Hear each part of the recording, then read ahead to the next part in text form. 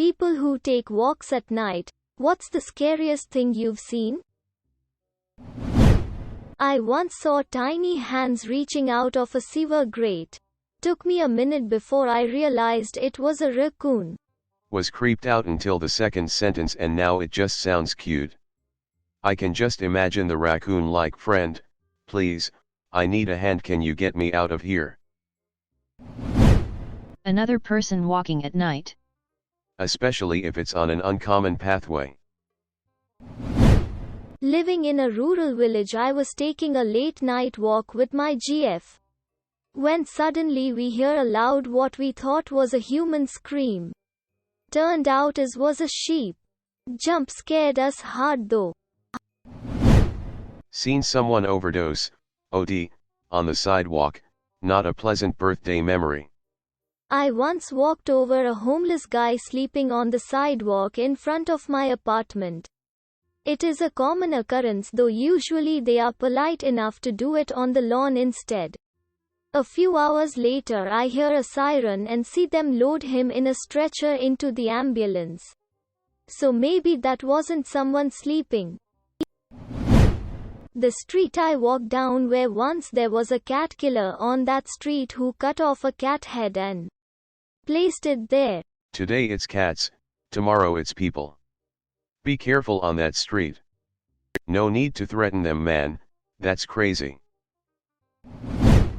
Was up on a hill in the countryside at midnight when a man with a rifle came out of nowhere, ran right past me, and wasn't seen again. I went home shortly after that. What kind of a rifle? 'Cause I might be that man. And WTF are you up to in the middle of the night? Iguana fell out of a tree on an unseasonably cool night. I have never before seen this sentence. A man on a bike passed me and he wore a jacket, shoes, and a hat, but no pants or underwear. At first I couldn't believe that I just saw his bare ass. Edit. Typo.